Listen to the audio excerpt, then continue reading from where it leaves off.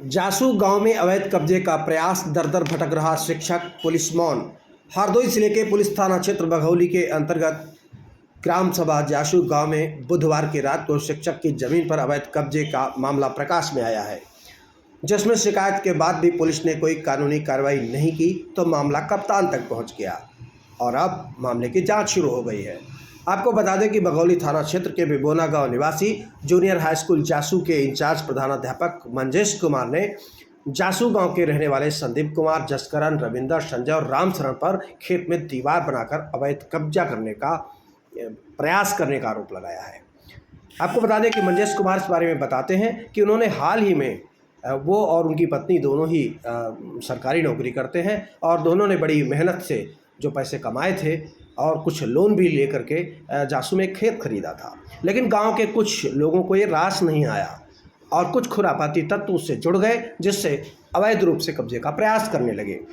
इस मामले की शिकायत जब बघौली पुलिस से की गई तो पुलिस ने प्रभावी ढंग से कार्रवाई नहीं की, यहाँ तक कि वहाँ पर फर्जी निर्माण भी बुधवार की रात को हुआ।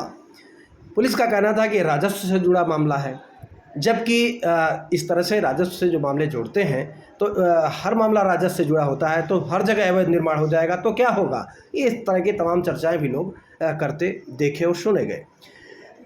पीड़ित ने आखिरकार परेशान होकर जब यहाँ कुछ होते नहीं देखा तो पुलिस कप्तान हरदोई नीरज यादव उनसे मिले और उन्होंने उनको बताया कि जो दबंग लोग हैं वो फर्जी मुकदमे में फंसाने की बात कर रहे हैं और उन्होंने कहा है स्कूल आते जाते समय किसी भी तुमको हम मारपीट करेंगे और मार भी डालेंगे।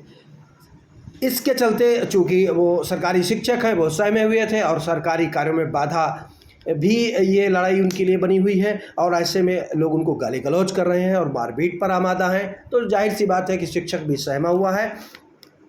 और जब वो कप्तान को उन्होंने पूरी बात बताई तो कप्तान ने मामले की जांच कर उचित कार्रवाई के लिए बघौली पुलिस को आदेश भी दे दिए हैं।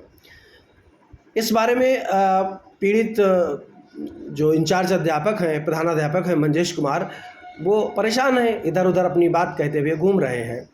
और अब पुलिस कप्तान हरदोई के आदेश आने के बाद क्या पुलिस की चुप्पी टूटेगी, कुछ कार्रवाई होगी या नहीं, ये भविष्य के गर्त में है। ये देखना होगा कि इस मामले में कप्तान का हस्तक्षेप है, कप्तान ने इस बात को गंभीरता से लिया है तो आखिर इस प्रकरण में क्या कार्रवाई होगी, इसको लेकर जहां एक और मंजेश उत्साहित भी हैं, वहीं जो विपक्ष है उसकी जब जानकारी में ये बात आई है कि मामला कप्तान तक पहुँचा है तो वह हतोत्साहित है। अब कार्रवाई बताएगी कि प्रकरण में क्या हुआ।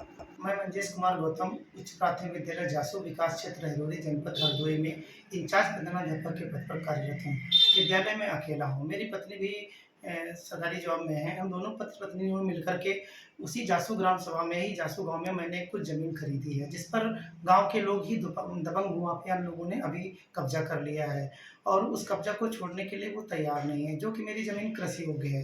मैंने उनसे उन्होंने विनय किया, लेकिन वो कहते हैं कि मैं ज़मीन नहीं छोड़ूंगा, चाहे मुझे कुछ भी करना पड़ जाए।